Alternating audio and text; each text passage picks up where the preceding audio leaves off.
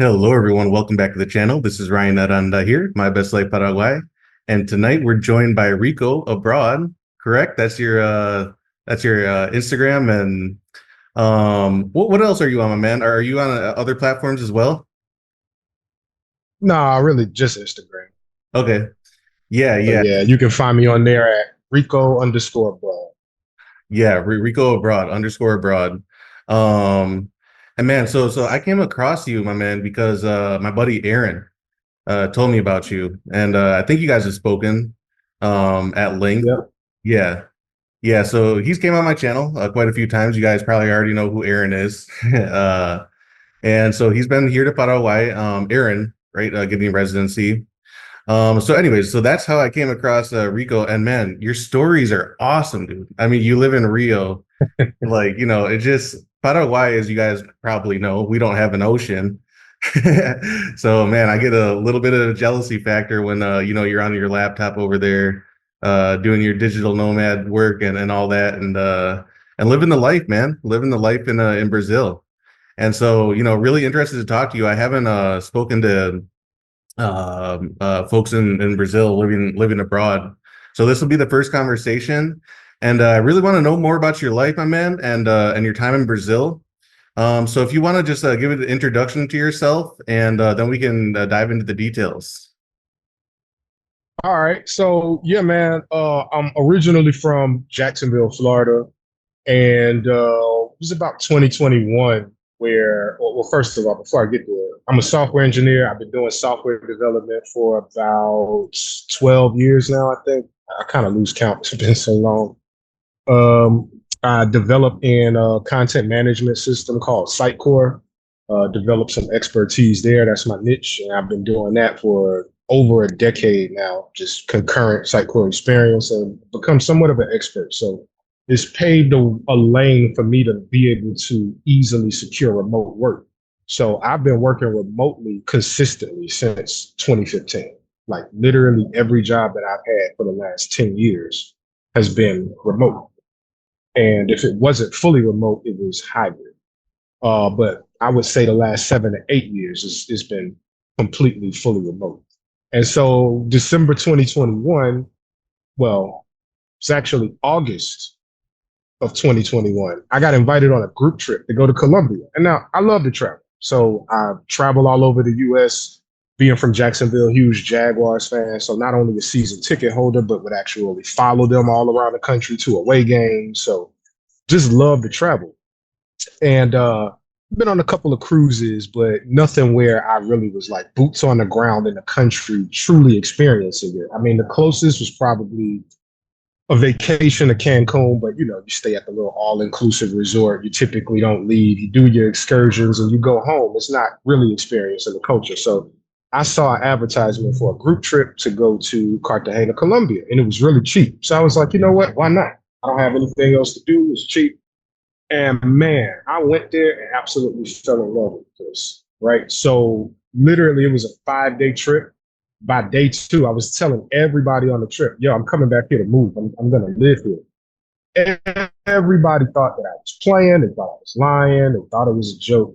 And literally 3 months after that trip, I was living full time in Colombia. So I came back, sold all my stuff, and like that, I was out. So I've been gone from the US since December 2021. Started that journey in Colombia, specifically Santa Marta, Colombia. Learned Spanish a bit there. And then about 18 months in, decided to move to Brazil because I had visited prior and just really fell in love with it. So I've been in Brazil for the last 2.5 years. Okay. Wow, that's quite the journey. So you've really been at it for much longer than most of us, all due to pretty much remote work. And as people know, remote work Mhm. for most folks became available 5 years ago. But you started really experiencing the more of a nomad life Right. a decade ago. So yeah, that's great, man. So Right. um, so can you touch a little bit more on how you ended up in Brazil? Did you just go and then just did you just stay? Or what was it that made you really like Brazil in comparison to other countries? So the story starts in April of 2022 when I went. I was already living in Colombia at the time. I had moved there December 2021, December 23rd, 2021 to be exact. And then the entire month of April, so like 4 months in, decided to go to Brazil. It was always on my bucket list as a kid, was always super interested in going. Had the opportunity. It's like, why not? So I wanted to go and experience Carnival, right? And Uh, dude, that was the best 30 days of my life. To this day, nothing will ever top that trip. Nothing, dude. Nothing in the world could top that trip. I fell in love the moment that I stepped off the plane. Get off the plane, you go to like the airport area where you get your taxis, ride share, Uber, and whatnot. And like the smell in the air is just different. The air is different because of the beach. And then when you leave that airport and you see like the favelas and you see right up the road from the favelas, these beautiful beaches, there's mountains everywhere. It's breathtakingly beautiful to the point where even the parts that aren't supposed to be beautiful, like the favelas, do have some kind of a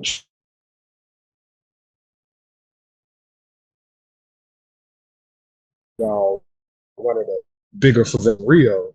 And like all of the favelas kind of sit on top of these hills or these mountains. And so you go up here and it's like you see this extreme poverty, but it's like, look at the view these people have every day.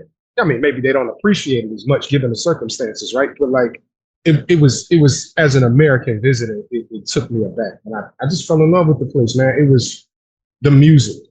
You know what I mean? Like I found Brazilian equivalents to most genres that I enjoy in the United States, whether that be R&B, whether that be rap. I even fell in love with samba as a genre.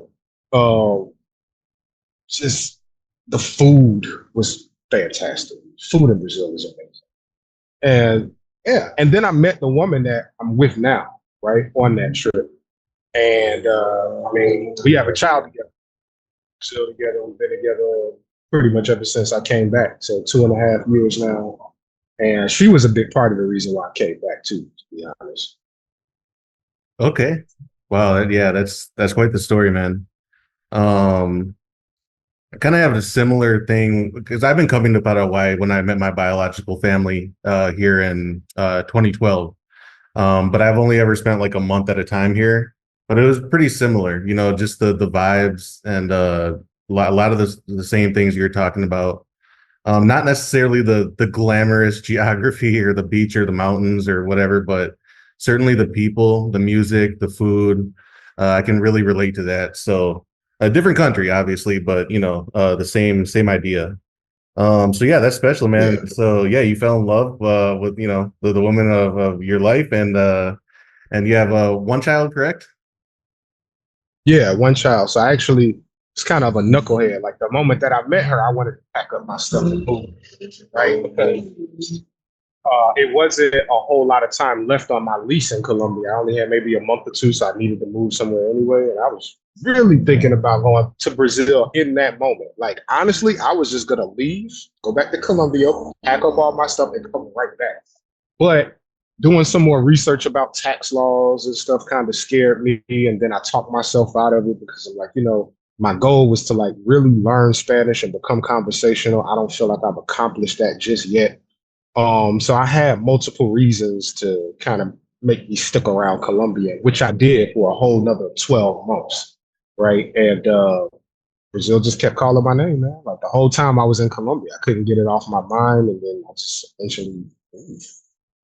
Okay. Yeah, for sure. So you made Rio your home.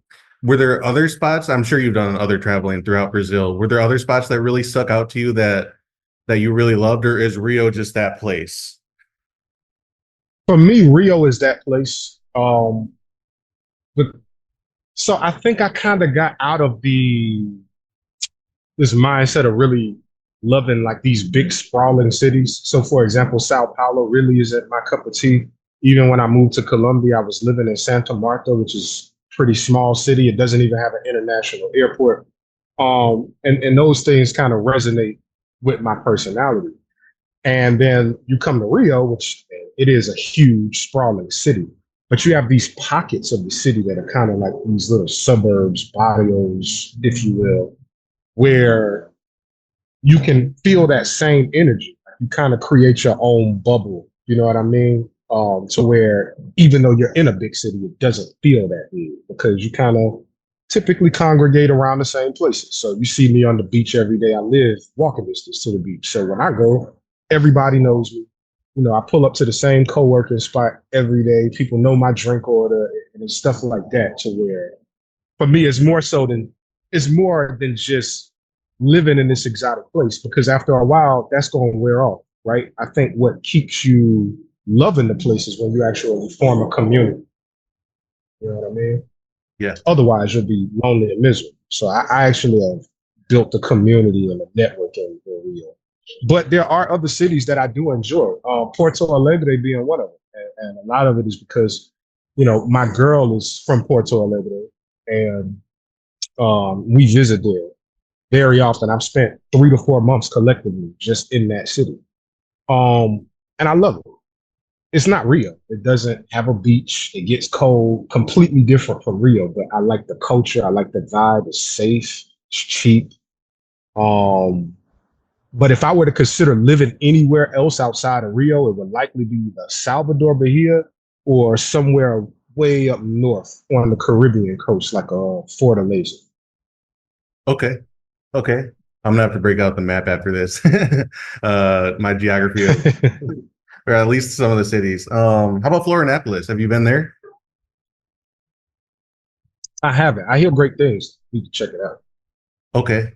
Yeah, I only ask because there's a lot of vacation packages that Paraguayans will go because it's closer. Rio and Sao Paulo are significantly farther. So there's always Makes sense. Paraguayans going during our summer, which is coming up here. Uh, so you're always going to see Paraguayans in that city. There's always busloads of Paraguayans going for their vacation packages and staying there for a couple days or a week at a time. Pretty cool stuff. So yeah, man. So that's really Nice. cool. I love that you brought up the community aspect. That's super important. And I've been kind of forming my own via this channel, but also I have my family here, and it's a lot easier for me. But it's important, right? Because you don't want to get homesick and all that good stuff. So otherwise, you might find yourself yearning to go back to the U.S. But as we all know, for 10,000 reasons, if you don't have to, you probably shouldn't. Well, Which, I think that's why most nomads do end up going back because you do hear stories about some people that are like, I didn't have the same experience as everybody else who experiences that life and never wants to come back. I got lonely. And I think that's the issue. They move to these places where there's a language barrier. They don't know anybody and they never really built a network or a community. And if they do, it's typically like other expats and foreigners, no locals. yeah, yeah, certainly need to get in good with the local community too. That's definitely a distinction that, yeah, I'm glad you touched on. And yeah, man, like this is super important, getting in good with locals. So I imagine, because your first base was in Spanish, right? Did you know any Portuguese? Uh, did you speak None. none? Okay, so it was you're picking it up from zero. For I wouldn't even say from zero to be honest, because like once you know Spanish, Portuguese is super easy to pick up. I think when you go yeah, straight from English to Portuguese, that's probably a little bit more of a challenge. But if you know Spanish really well, the conjugations are pretty much the same. A lot of the vocabulary is the same, like literally words that are spelled exactly the same, just pronounced differently. So if you know Spanish, you can go sit down at a restaurant, open a menu, and you'll be able to halfway understand what you see. okay, And that was kind of my experience the first time I visited Brazil. I didn't know Portuguese, but when I met my girl, she was speaking to me in Portuguese. I could halfway understand her. And then I would speak to her in Spanish and she could understand me. So I was kind of using that language skill to bridge the gap until I learned. okay, yeah, definitely that makes sense. And then I'm sure it just got exponentially better once you spent more and more time with your girl and all that. Yeah. Yeah. The moment that I got boots on the ground, it was just like super rapid. And living with a woman that speaks no English is definitely an accelerator. It's like a cheat code. You know what I mean? But yeah, now I'm super. I never use translators anymore. Not in Portuguese. I'll need it for Spanish because it's been so long since I've been speaking it every day that like it takes me a while. I can understand everything, but being able to actually speak it back is a little bit slower. And I experienced that. I took this one trip where we went and backpacked the entire coast of Uruguay, went across to Buenos Aires, Argentina, stayed there for a week, passed the Iguazú. And then after Argentina, we went to Peru. After Peru, Colombia. This is like a trip with my girl. We hit like 5 countries, all of which were Spanish speaking. So that was tough. This is like I'm communicating with her in Portuguese the whole time. But anytime we're outside, I got to speak Spanish. And switching back and forth, it's tough. Got you. Okay. Yeah. Yeah, that makes sense for sure. Yeah, I don't know Portuguese, but I'm sure I could pick it up. Yeah, there are Mm-hmm. at least elements and like you said, like especially the reading part of it. But yeah, that's good to know though. That's good to know. Uh, because I think it kind of scares some people. Um, or because Portuguese really isn't offered in schools like Spanish is in the US. So like most people are going to Right. start with some kind of base in Spanish and then maybe get into Portuguese later if they visit Brazil or whatever. Yeah, man, cool. So have you been to Paraguay or before? I haven't. I got really close to the border at Three Borders Park in Foz de Iguaçu, Okay. but I've never actually crossed over into Paraguay. And that bothered me that I didn't. We went to all of those countries and we were literally right there at the border, and I didn't. But I ran out of time, so I definitely got to make it back to a some sort. Were you able to get to the actual falls, the actual Oh, yeah, for sure. But both that is a once in a lifetime experience. yeah, it's oh my Yeah. goodness. Yeah. Yeah, if you want to talk about that, because yeah, I mean, I know how special that place is. Like, it's amazing. So first of all, the town of Foz de Iguaçu is underrated, I think, as a tourist destination. There's a lot of cool little things there to do. There's like an ice bar. There's like Oh, it's a lot of touristy stuff in general. But the park that contains the waterfalls is absolutely beautiful. You see monkeys running around, lizards and stuff that you've never seen. But it's a day I'll never forget because I've seen waterfalls before. Actually, my first time was in Colombia. Never saw one living in the U.S. my whole life. And then when I went to Foz de Iguaçu, I didn't. I mean, I saw it on YouTube. I saw pictures and stuff, but when you see it with your own eyes, it takes your breath away. Like I literally remember, well, you can hear the water rushing. You're walking up to it, and then when you finally get that glimpse, my mouth was just wide open, and I literally gasped because I'm like, I can't believe how beautiful this is. It's yeah, crazy. it is very powerful, man. I went to the Brazilian side when I was probably 15 because I came down here with my family in the States. But recently I went back, but to the Argentinian side, and they're both special for their reasons. But the Brazilian side is much more glamorous, I guess you would say. Um, And that's why I got to go back because I didn't go to the Brazilian side. I went to the Argentinian side because I was oh, in Argentina. So I actually have motivation to go back to see the other side. got you. Looking Okay, that was forward going to to be it. my next question if you made it to Puerto Iguaçu. So if you guys don't know, what we're talking about is the tri-border area. It's literally like, and Paraguay doesn't have the waterfalls on the Paraguayan side, but Argentina and Brazil does. And they're both really special. The Argentinian side, you can get really close from the top and like very, very close to like where the water's actually falling. So like Niagara Falls is no comparison. Um, and yeah, but Brazil, they have more, if I remember, they have more docks like on the lower end, and kind of in the middle. Mhm. But Brazil has an endless amounts of like resorts that are also right there too, and their parks are a little bit more, I guess you could say like extravagant as well, like the bird sanctuary and other what else? But even just the normal wildlife, like you were saying, monkeys and the what are they called? The coatis or whatever. They're kind of like little raccoon things, but in South America, they're everywhere. Yeah, yeah. Now, I think one of the coolest experiences was there, as a group of people selling things and just kind of like, hustling, trying to make some money in the park allowed it. And they were singing, and I'm like, what language is this? This don't sound like Spanish. It's not Portuguese. And then it's like, oh, this is Guarani. And I had no idea that language even existed until I went, close to the border. So that was pretty cool to learn that Paraguayans actually have a national language that's not really recognized as a national language because everybody speaks Spanish, right? So, like, if you're unaware, you're unaware. Yeah, yeah, it is a shock for people who have been to Spanish speaking countries or yeah, or Brazil, because you'll start hearing it, like you said, even near Paraguay, because the whole region historically is Guarani. But and then so there's, if you don't know, but there's two Guaranis. There's the Guarani Abierto, which is what's taught in schools that everybody knows, and then there's the Guarani Cerrado, which is probably what you heard actually, because it's spoken by true indigenous people that are selling their artwork Right. here. So you probably heard the really Yeah. Guarani, not the daily stuff. And it is similar enough, but and the mix here that we call is Yopara. And so my family always mixes in both. And I'm always like, I can understand contextually, but I don't know many words myself. But it's very much a part of our culture here in Paraguay.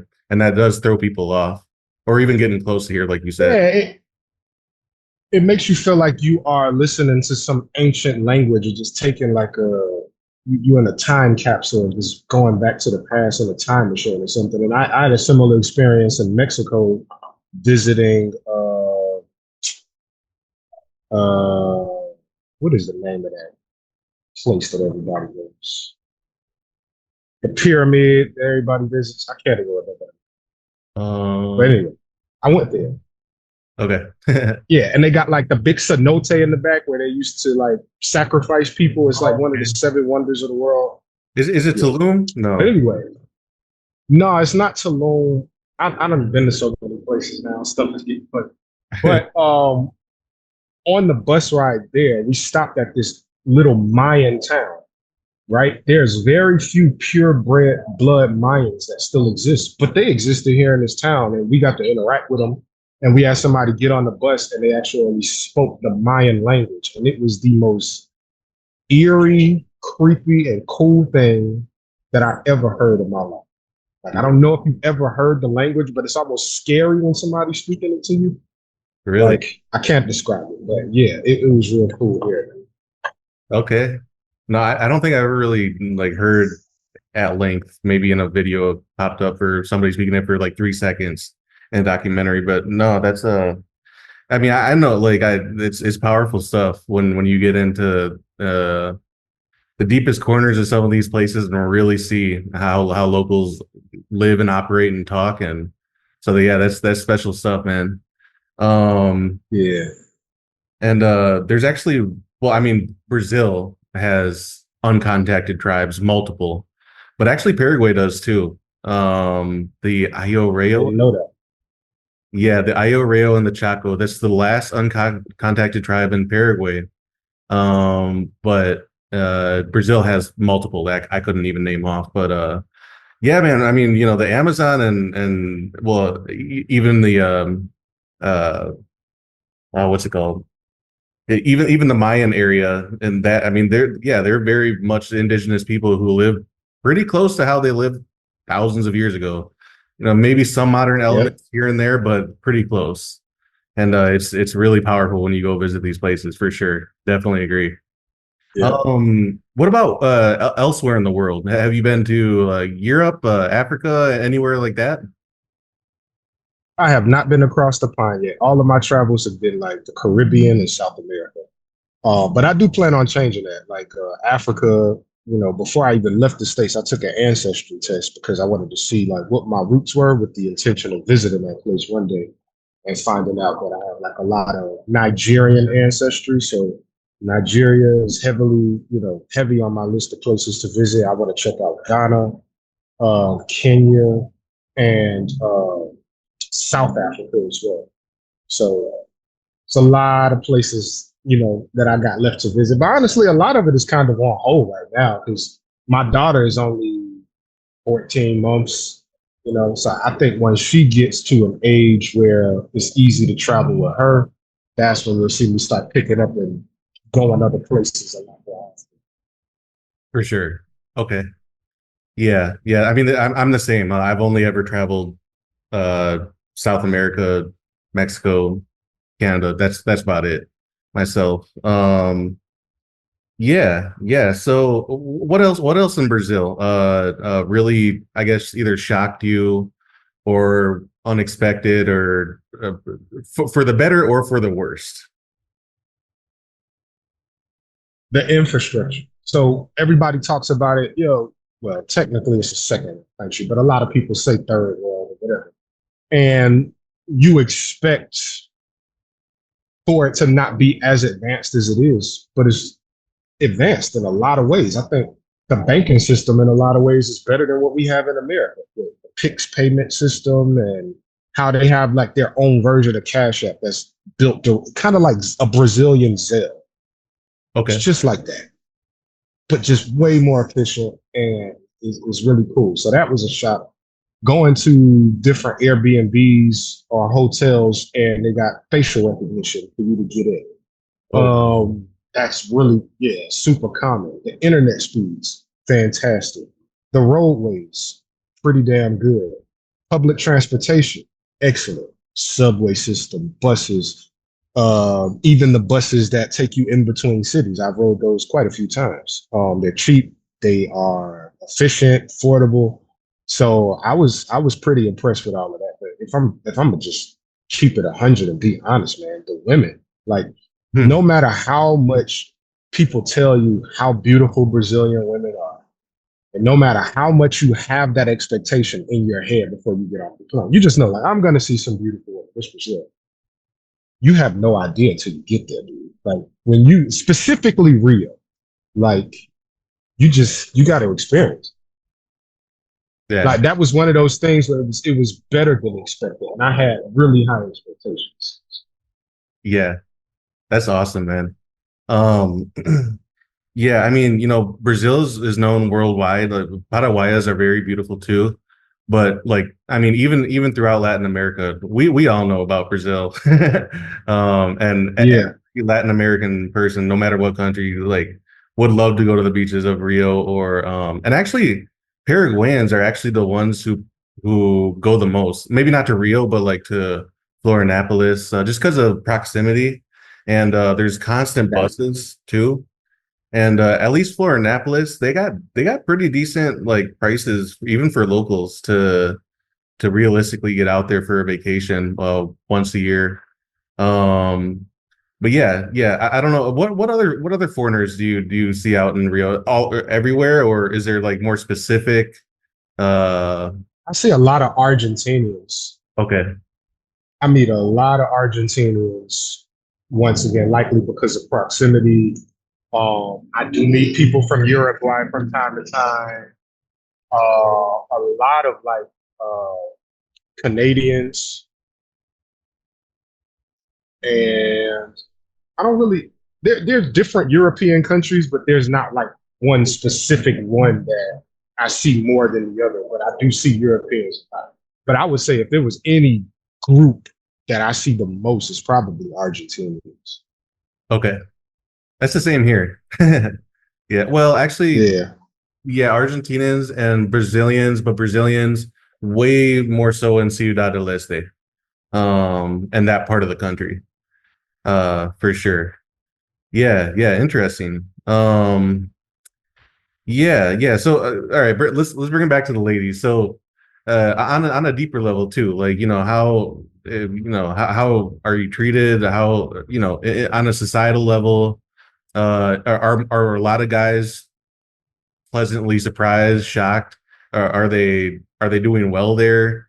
How do ladies operate there?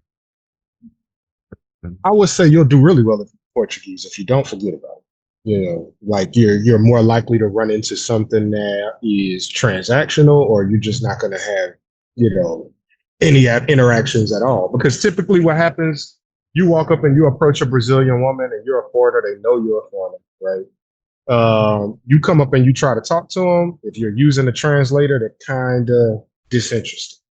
But maybe they might find you attractive and say, yeah, I'll give them a chance, right? The next question that comes out of their mouth is, do you live here? And if you answer no, and you don't speak Portuguese, they're like, oh, no, thank you. And they just keep it moving.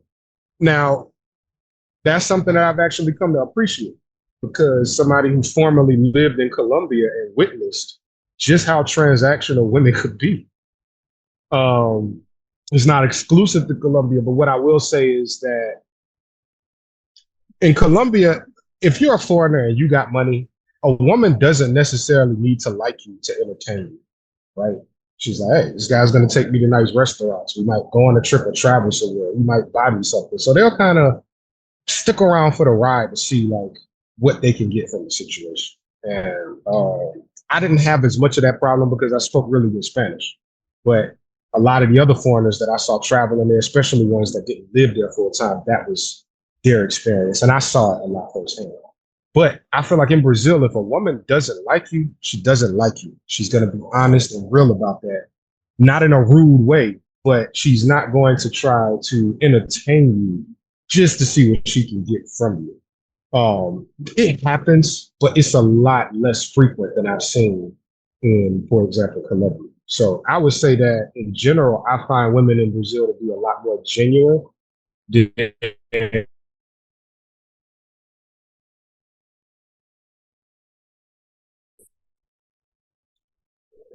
My bad. You kind of froze up there for a second. The last point you were just saying that what you find women to be more genuine than another country, or Yeah, I find Brazilian women in general to be very genuine, especially when you compare them to other countries in Latin America. Like you definitely notice the difference in just how genuine they are. got you? Okay, a little bit more straightforward with their intentions. Okay, okay, interesting. It's a cultural thing. Like Hmm.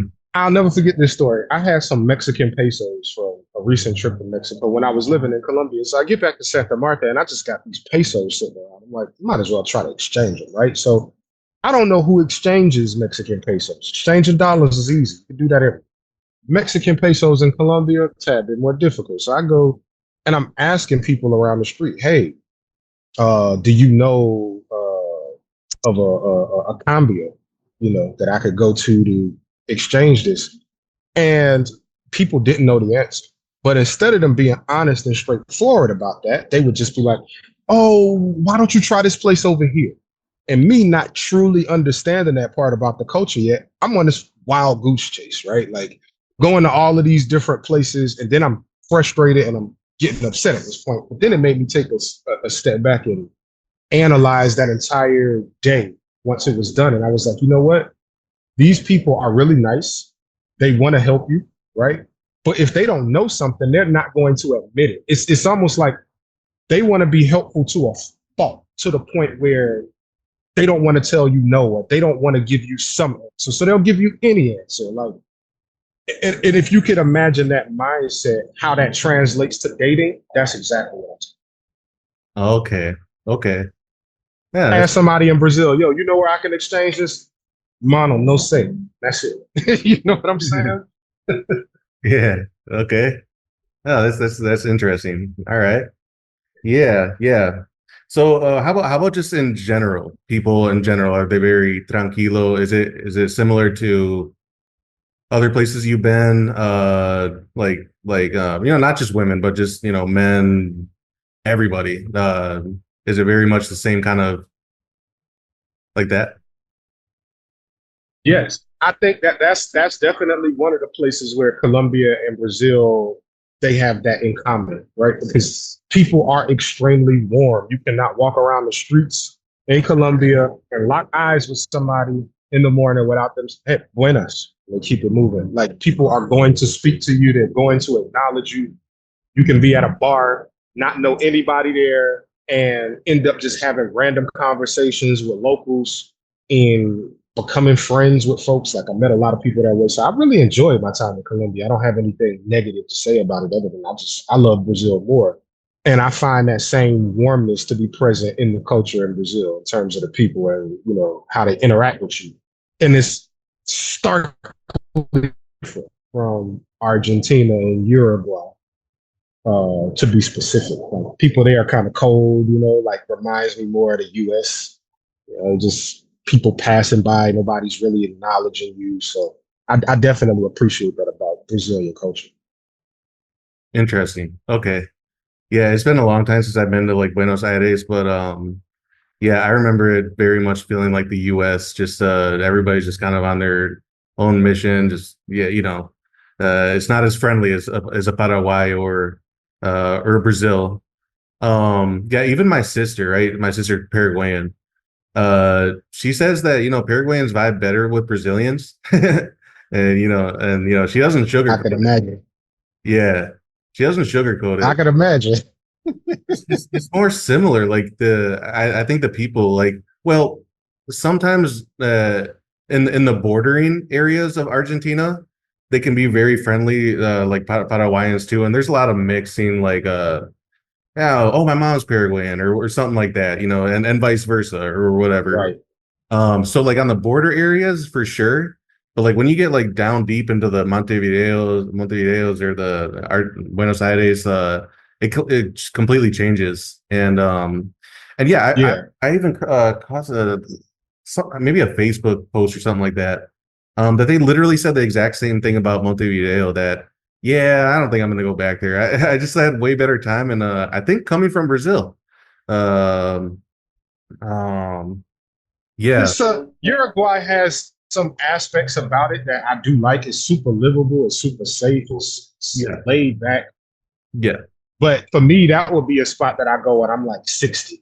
I'm ready to retire and just like be done being outside. Okay, okay, that's interesting. Yeah, um, yeah. My bad. You froze for a second there. Yeah, I think it's the internet here.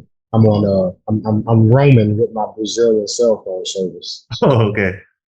You're back now. It's all good. Um, Yeah. yeah, yeah. I mean, you've done a decent amount of traveling. Mexico, uh, Uruguay, Argentina, Brazil, Colombia. Anywhere else? Peru and Costa Rica. Okay. Can you talk a little bit on those? Were those just fun for the moment? Peru is a vibe. Okay. Peru is a vibe. I could live in Peru, specifically Lima. I really enjoyed my time there. The food was great. Um, Pros and cons to everything, but overall, I found Peru to be a spot that, like, you know what, I could consider living in. Costa Rica, I don't ever want to go back. I thought that it was horrible, terrible experience. I found sorry about that. I found that the it was extremely expensive. It just felt like America Light with a few Spanish speakers. Is kind of with the vibes that I got. So I didn't enjoy Costa Rica at all. Actually, I cut my trip short. Really? So I was supposed to be in Costa Rica for a week. And I went to Jocko Beach on somebody's like recommendation, which was a mistake. I should have went somewhere else. Go see some volcanoes or something. I don't know. But Jocko Beach is terrible. There's nothing to do except spend money at tourist traps and gift shops and souvenirs. And like, yeah, it's insanely expensive. Yeah, that's interesting. Insanely expensive. But yeah, I don't think I'd ever do that. Okay. Yeah, I mean, what for? I mean, if there's all these other Latin American countries, why would you pay top dollar for no reason? Yeah, you know. I mean, seeing some of the wildlife is cool, like walking around and seeing all of these multicolored birds, and it's just like, oh, this is normal. I thought the wildlife and the nature is cool, so I don't want to discourage anybody from visiting because I think it's worth seeing. I just wouldn't want to stay too long, personally. Got you. Okay. And so, but you consider Brazil being your pretty much your forever home, because family and okay, for sure. Yeah, Yeah, I'm never leaving. for sure. Man, that's so cool, man. That's so cool. Like a lot of people think that I've been abroad for a while, like 16 months, but yeah, I still kind of feel like a rookie. 'Cause I mean compared Yeah, to like yeah. I mean, 4 years. It's been a while. Actually, this is my first time on U.S. soil in about 3 years. oh wow, okay. Yeah. I've been gone that long, so it was such a felt like a culture shock. I knew I grew up here, but coming back definitely felt weird, right? Like, first of all, I got to speak English all day. I'm not used to that. Ah, So that was kind of an adjustment. The food is horrible quality. Like, I can't ingest any of the like I went around on tour, like all the old food spots that I used to love and going back. Only here, I mean, it's been 3 years, so I go to Five Guys, I go to these different places, and dude, I cannot ingest this stuff. yeah. Wow. Yeah, I mean, Yeah. it's probably like literally what would you call it? Like shocking to your digestive system, right? Because you're eating so good down here. And I mean, like people don't, well, I guess people kind of know, but like the Southern Cone has like quality meats, quality fruits, quality vegetables, quality eggs, you know. Everything. It's amazing. It's amazing. The produce that I get there, the Yeah. beef that I get there, how cheap it is. Like, the quality of the food that I eat in Brazil is so good that I'm losing weight on this trip because it's like I'm only eating one time a day and it's like out of necessity. Like, I gotta stay alive. That's about it. Yeah. Yeah, man. Yeah, when people ask me like, if I don't have like 5 minutes to explain it, like I'll say, Paraguayan food is probably pretty similar to Brazilian, not exactly obviously, but very high carnivore diet. And those who want to eat a lot of fruits and veggies and whatnot. But the quality is just, next to none, man. And like Europeans don't have it great when it comes to quality meats. Neither in Asia, they don't either. Um, Everybody says I can America see that. does or whatever, but it's so expensive. It's just like not even worth it. And I don't really even think that that's true. But when you get to this part of the Yeah, world, because a lot of it is imported from Brazil. yeah, yeah, yeah. I mean, and it's fresh for for people living down here. It doesn't have to wait weeks or whatever. So yeah, for sure. And it's a good price, man. It's a like I actually just brought on my guy Lewis who was down here for a little bit. And one of the things because he's been to over 30 countries in the world. And one very interesting thing is he said why Paraguay is more safe is because people are eating. And not only are people eating, but people are eating good. Like quality cuts of meat a couple times a week at least. It's very family oriented, so you're combining money resources to be able to have consistent meat and just a good diet, and like there's not that true uh hunger or starvation factor that might turn people Mhm. to do very desperate things like in other countries. So yeah, it's Right. yeah, Rio's or Brazil's different because there's just major metropolises and also a way bigger history of segregation in a lot of those cities too.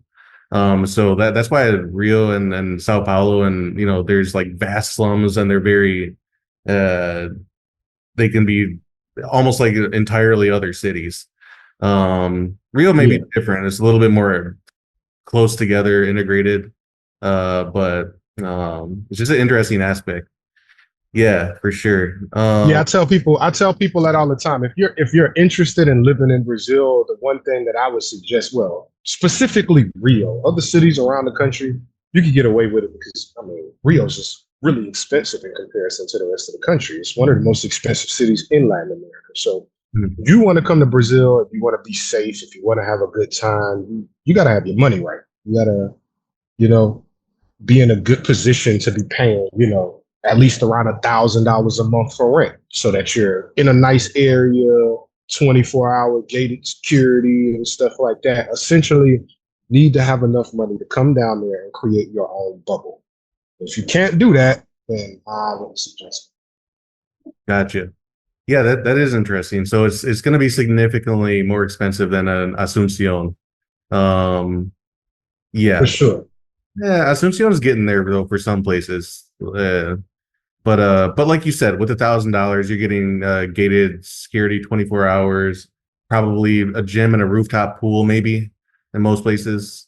Hey, in some areas of the city, that $1,000 will get you a penthouse. You know what I mean? If you know what neighborhoods to look at, and you get outside of the tourist areas like Copacabana, Ipanema. The moment you start going a little bit more north or a little bit more west, you immediately see differences in places. Now, I pay a lot more because I have a house, I have my own pool, walking distance to the beach, 24-hour, security in a gated condo. So it's a little bit more expensive right there. I'm not complaining, that's for sure. Yeah, man, you're living the life. I love I love your stories, man. A lot of it does remind me of the nicer places here in Paraguay, but like you said, I mean, you're so close to the beach. It's just like it's probably really blissful, you know. Um, yeah, man, that's so cool. Yeah. Yeah, Yeah, man. you keep talking about it now. I'm ready to go back. Ready to get So out of what do you here. got? 3 more days in the U.S. Yeah. What Going by slow, I'll tell you that. what other so talking more about the U.S. What other elements were shocking besides the the low quality food and all that?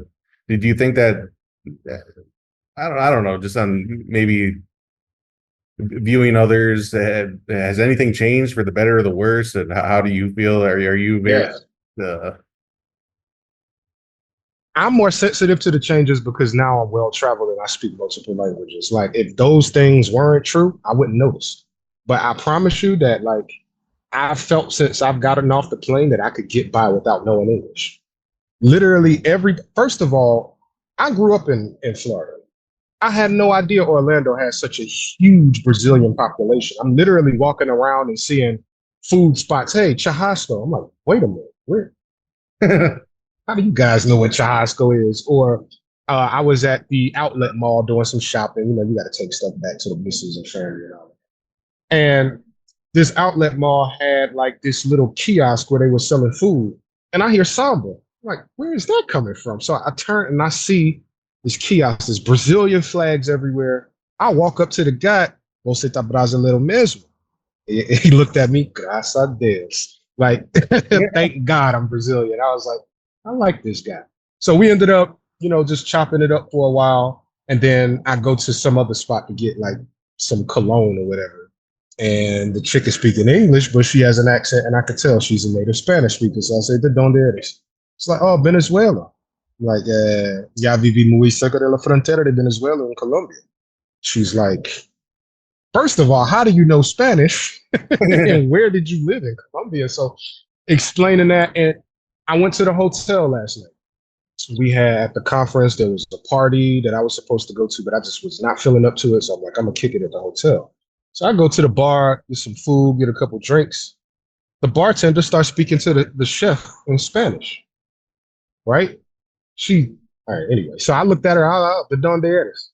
So Dominican Republic, right? So I start pulling out pictures in my phone, showing her the places that I've been in the Dominican Republic. She leaves. She goes to start making my food. Bartender comes back. He was speaking Spanish too. So I asked him, the Donde eres? He said, Brazil. uh, Oh, você tá brasileiro. Now he looking at me like, wait, you speak Portuguese? Like, yeah, bro. So now we start chopping it up. And I find out he owns an apartment in the same condo that I'm currently living. Like we're from this same neighborhood, essentially.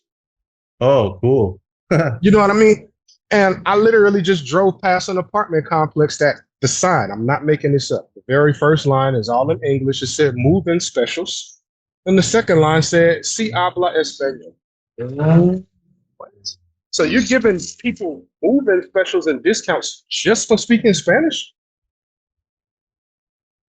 I don't know if that's some market employ or what the deal is with that, but it makes me realize just how much the demographics in America have changed. It makes me realize why there's so much pressure here with ICE and deportations and H-1B visas. I feel like the country and people are starting to notice and they want to get ahead of it before America changes too much. Hmm. So that's been my brief observation. I feel like America's a lot more multicultural than I remember. And I don't know if it's just I'm noticing now because I can speak other languages, so I could pick up on accents and stuff like that and be able to actually communicate with them in that language. So I don't know if that's the reason or if stuff has really just changed that much since I've been gone. Hmm. Could be both. Yeah. Yeah, I Um, think so. yeah, interesting, man. Interesting. Yeah, Florida is pretty interesting in that regard too. Like I'm from Wisconsin, man. Like you'll be lucky if you get one Brazilian restaurant in Madison or something like that, a steakhouse. It's not to say that there's probably no Yeah. Brazilians besides that, but like you're not going to see multiple stands or whatever. Like there's not like a huge community. Maybe Mexican and Dude, Colombian. I was in Ross and buying stuff to take back home to the family. And I got the camera on showing my girl to like let her pick stuff out, and speaking Portuguese, and somebody walks up and was like, "Oh, você fala português." Now this is in Jacksonville. This isn't in Orlando. And I'm like, "Oh yeah." So now we talking and I find out he's from Rio as well. And I actually even let him talk to my girl on the phone, like, because he thought it was so cool that somebody else in Jacksonville knew Portuguese. So it's just like, man, it's like these demographics now. It's just crazy. Wow, that's crazy. So what is the do Brazilians need a visa to get to the US? Okay, yeah. Yeah, so I don't know how many, so many of them. I have no idea, but that's the situation, at least in Florida. Wow. Because they actually just opened it up for Paraguayans, surprisingly, to not no longer require a visa. And I mean that hasn't happened in like I don't even know, man, like 15, 20 years or something like that. So I don't know what that's gonna do. To But visit the U.S. yeah, I mean, I like it personally because, there's a possibility that my family in here in Paraguay could actually maybe one day go to the US. Not like I'm prioritizing that or anything, but just to have that option. But Right. it is interesting. And I think Argentina also I don't believe that they need a visa uh in this last year or something. But yeah, that's very interesting, man. So US is changing. Yeah. Um Very much so. yeah, so anything else that you would just want to add off the top of your head about Brazil, about anything about well, where you're going ahead of here, just living the simple good life and So I am of the mindset that as a man, especially as men, we have to constantly be improving ourselves and we can't stay stagnant. So being stagnant and just being happy to be there is absolutely not my goal. I'm trying to build an empire. I'm looking for business opportunities. I've identified some franchises, for example, that I have some keen interest in, particularly potentially invested in. Definitely want to get into the real estate market, get into the Airbnb game down there, especially with the cost of real estate being so cheap to acquire. And now that I have permanent residency, Brazilian bank, dude, I got Brazilian credit cards. I got Brazilian credit, and it's good. It is now. So the world is my oyster as it relates to Brazil, and I just kind of want to give that advice to anybody else, male or female. If you are traveling to these other countries, don't do so with the intent to just like, I just want to escape America and forget about the rat race and forget everything that I've learned in America, right? Because the capitalist mindset and how that drives us to bust our ass and work hard is a superpower that I don't think we realize sometimes. And we get so disillusioned with it that once we get outside of the US, we just want to leave it all behind. And I would caution people not to do that, right? Because we still got to retire one day. You know what I mean? And those things still matter. So always look for opportunities to build your wealth, which is like one of the reasons why I never live in Thailand personally, right? I want to visit so bad. But then when I see people that actually choose that as their home base and they're not retirement age, they're not already collecting retirement income, I'm like, you're doing it. You're doing it because in Thailand, you can't own more than 49% of a business as a foreigner. You got to partner with a local, and that comes with its own set of risks. You can't own an apartment complex or a building. You can own an apartment within the building, but you can't own the building. And like you can't own land in time. You can't buy land and build on it. And there's even restrictions where, let's say you're married, you buy some land through your wife, y'all build a house on it, and she passes away, you can't inherit that land. They give you like a 5 year period to figure out how to sell it and figure out your next move. So when I see things like that, I'm like, yeah, Thailand's a no go. Like if I was 65 and already retired, beautiful. But that's going to impede retirement, moving there without the ability to figure out a way to diversify my income. So I would say that there's a lot of opportunities in South America. You speak about it a lot on your channel. Aaron speaks about it a lot, specifically in Paraguay. I see the growth out there, which is another reason that I want to come visit and check it out personally. But there's a whole lot of that opportunity in Brazil, whether it's in Rio or any other city. It's a lot of development going on, a lot of cheap housing to be had, and a lot of money to be made. So that's pretty much the last little tidbit that I leave everybody with. Excellent, man. That was actually going to be the very last thing, advice, but I think you pretty much gave it. I mean, if you had anything else to add on to that advice, but I mean that's really good practical stuff. Especially, the so like for me, for example, this channel, I want to keep growing it. I want to keep these conversations going, showing places, making connections, and this is one of the ways that I do it. But yeah, there are guys who will come down even here and just kick their feet up, kind of just do the thing. I'm like, you don't want to build something on the side, this is a social media presence, a side project, this or that, like you said, diversify what you're doing and your income. So whether it be like a YouTube channel or whatever it is, real estate, other investments, small businesses that you can think could work. I totally agree with that. And then that's also how you're actually improving the country as well. It's not really talked enough about Yes. because you want to give something back to this world. You want to give you want to leave a good mark. uh yeah. Being able to create jobs and overpay people compared to what they get locally is something that I take pride in. I have a full-time nanny who makes more than minimum wage, and she definitely is making more than market rate for her salary. And I take pride in that because I see how she's been able to improve her life since she's been working for us for the last year. She's gotten a nicer apartment. Her kids are in a better position. So I take serious pride in that, and I agree. Or else you're gonna end up with a situation like Barcelona where they just want all of the foreigners out. So Yeah, yeah. No, I mean that's excellent advice because I actually tell guys that too. So the minimum wage is pretty much the average wage here in Paraguay. It's about three 340, something like that, around there. And I tell guys, you guys should minimally be paying locals $500 minimally, and it should yep, probably even be more than that. So that's yep, 1.5 what they're normally going to get. You're going to have loyalty. They'll work incredibly hard for you, just like you're saying, for all the important reasons, right? You won't have to cycle through nannies. You won't have to. right. Yeah, and it's important, man. I mean, those relationships are important, and building those trust aspects, and it's only going to come and bless you, in the future.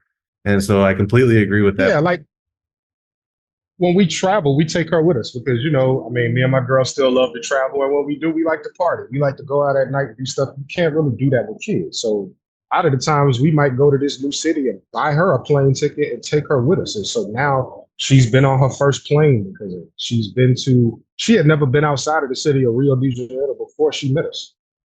And I've even allowed her to bring her kids before on this trip, let them see something different. So, like, those are things I take some real pride in for sure.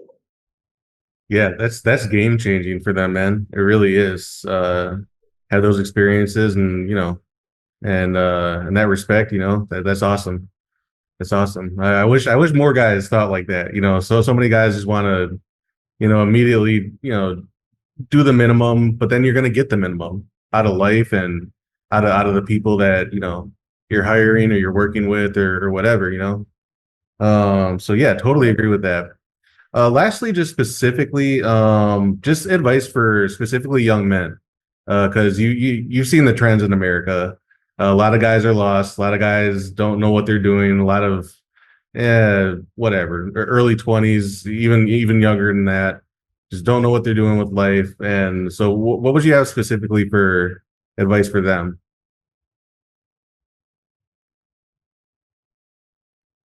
Focus on the money and everything else will follow. And I know that sounds like cliche and generic, but it's true.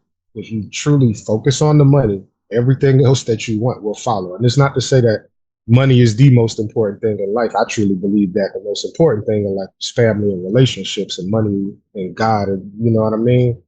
God, of course, being the top of the list. And then family and relationships and then money is like a real close third. So with that being the case, and I can speak from this being a technologist and software engineer, you got to be looking at where the world is going. This AI stuff is going to change the job market forever. It's already changing. And if I were you, I would be studying that, try to figure out how I can get in on it before you get left behind. Because that's where the world is going. Even more so than this travel and stuff, right? Because even if you live in America, you want to make sure you have a good quality of life. That's how you're going to be able to do it. And if you focus on that, develop yourself a niche skill, especially in this AI arena, you're putting yourself in a position to have that kind of flexibility to do what I'm doing. Now you have a niche skill set that's hard to find, right? So let's say you live in Los Angeles. There's this company in New York that's looking for an AI engineer, right? But there's not a lot of people like that that exist in the world at this moment. So let's say you learn this. Either they're going to offer you a big relocation package to move to New York, or they're just going to say, hey, you can work from home, dude. Please just sign this offer. When you get to that point where your skill set is in demand enough to people as like, I don't care where you are, please come work for us. Focus on that. Focus on that. You're going to get paid a lot of money. You're going to have a great quality of life, whether that's in America or you're setting yourself up to be able to live that life abroad. So focus on an emerging skill set. And I feel like if you put your focus there, um, yeah, I know there's a lot of distractions and talk about the dating market and how,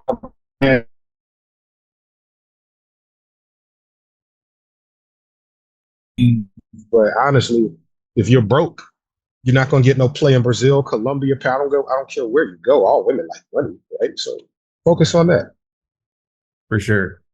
Great advice, man. Great advice. Practical and important. Important, man. Yeah, and yeah, build up your skills, for sure. And I got to get a little bit more on this AI myself, to be honest. So I might hit you up with a question here and there, just like simple stuff. I won't overburden you, I promise. But but yeah, Oh, man. for sure. I'm down. Okay, for sure. Yeah, yeah, but AI it plays into everything, even with like keywords for YouTube. When you start even just dipping your toe into it, yeah, it gets easier to understand the concept of it for sure.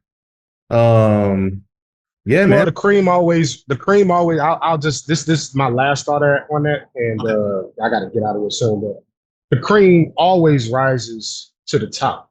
And even in my like my career, I've witnessed a lot of guys that have this mentality of, yo, I just want to go to work, I want to do my job, and I want to go home. Well, I was the guy like, yo, give me extra work. I want to learn more. I want more responsibility. I want to become an expert at this. Send me to training. And having that hunger for knowledge and that desire for it is the reason why I'm here. The same way that all of this stuff that I know about AI, I didn't go to school for it. I saw how important it is. I saw the trends and I decided to self study. And now, kind of starting to become somewhat of a subject matter expert in certain areas of AI workflows as it pertains to my job and what I do. So the way that we're moving in the world, look, I mean, back in the day, you could be lazy and be like, you know what, I'm gonna just go get this job at an Amazon warehouse. That'll be enough for me to pay my rent and just be okay, right? I won't have a lot of money, but I can survive. Those days of like looking for the minimum effort that you can put in to get like the maximum result is over with. All right. Like we got Tesla building semi trucks. truck drivers might be out of jobs. So we got Amazon and Tesla building humanoid robots that can fulfill orders at fulfillment centers. So guess what? A lot of those warehouse jobs are going away. So you really gotta be focused in on this and say, like, yo, where can I find my next niche? And don't think that it's going to be an easy road or you can be lazy about it. So got some work to do for sure. For sure. That's an important message, man. AI is coming, for sure. Definitely. All right, my man. Well, hey, I think we're reaching an hour here, so I think we're gonna wrap it up. And if you're down, we'll certainly have you on again and down the line. Yeah, for sure. And yeah, look, keep me informed too about Paraguay. When you think you're gonna come here eventually. No rush. I'll be here. So let me know. But man, I appreciate your time and explaining the life in Brazil and your travels and just your thought process about everything, really. You do really well for yourself, and I hope you guys go follow him on Instagram. Get inspired by his stories, man.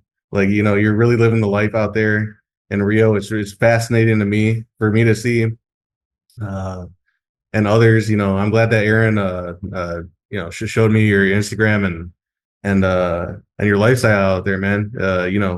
You're a good example for a lot of guys to follow and a lot of people to follow. Um, so just appreciate it, man. Yeah,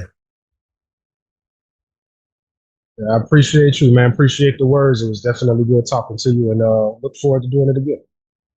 for sure. All right, you guys. Again, this is Rico Abroad, Rico_abroad on Instagram, and I'm Ryan Aranda, my best life Paraguay.